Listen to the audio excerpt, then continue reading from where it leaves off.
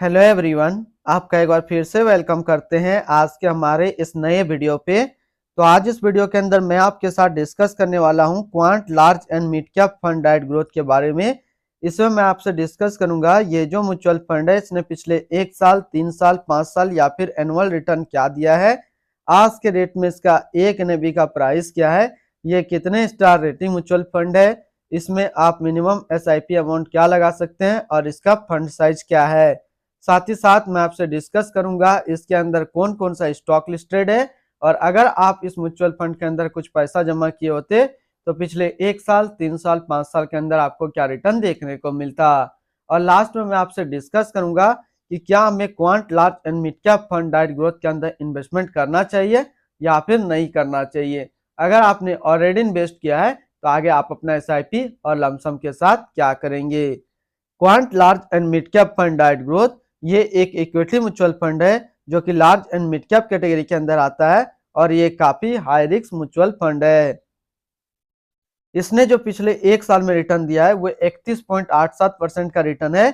3 साल की बात करें तो 3 साल में 23.56% का रिटर्न है। 5 साल के रिटर्न के ऊपर बात करें तो 5 साल में 26.79% का रिटर्न है।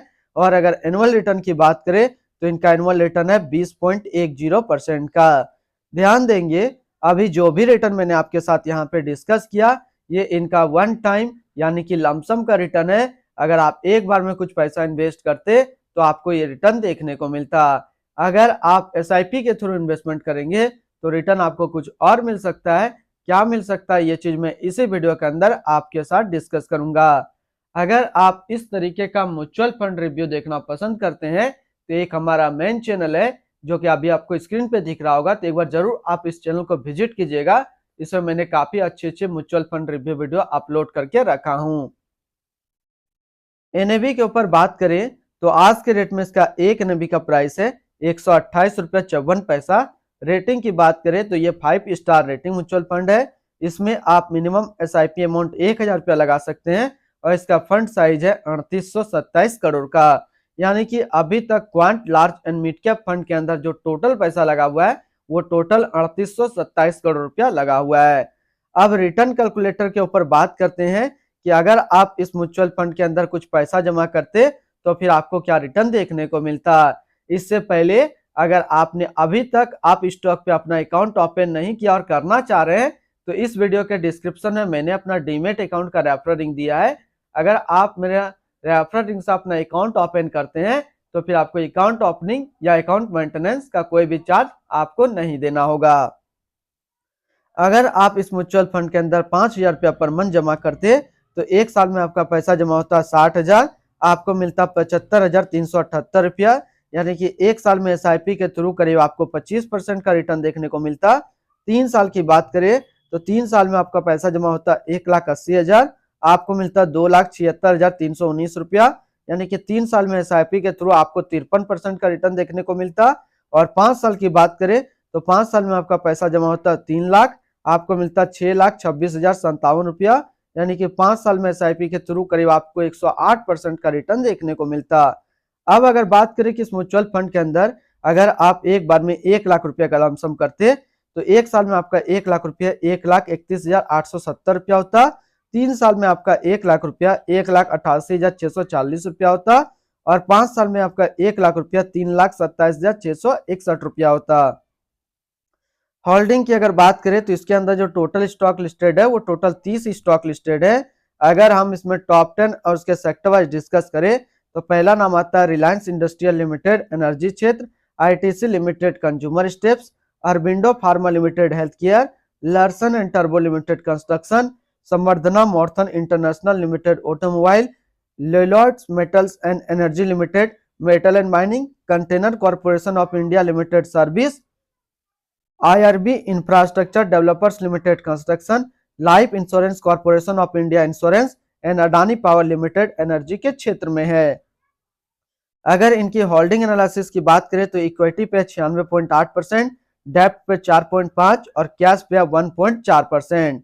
इनकी इक्विटी सेक्टर एलोकेशन की अगर बात करें तो कंज्यूमर स्टेप्स पे 20.1%, एनर्जी पे 15.9, financial 12.2, construction 11.9, health care 9.7, automobile 7.5, metal and mining 7.1, insurance 6.8, service 5.5 और अदर्स पे 3.4%।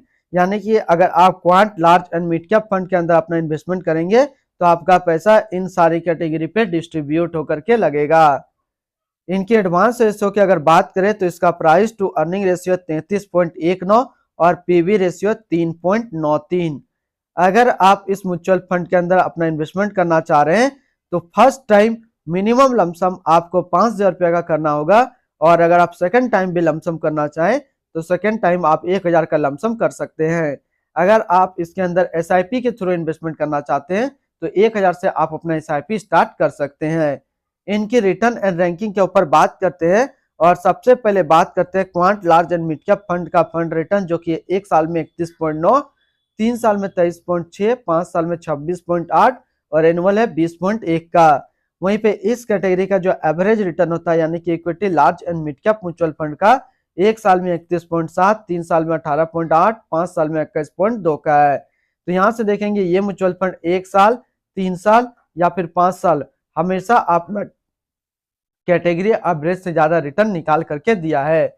अगर आपने already quant large and mid cap fund के अंदर अपना इन्वेस्टमेंट किया हुआ है या फिर करना चाह रहे हैं तो क्या टारगेट लेकर के चलेंगे ताकि ये म्यूचुअल फंड आपको अच्छा रिटर्न दे दे। तो यहाँ में मैं आपको 2 टारगेट दूंगा। एक तो है लमसम का, जो कि टारगेट रहेगा 5 साल का, और एसआईपी में जो टारगेट रहेगा वो रहेगा 8 साल का।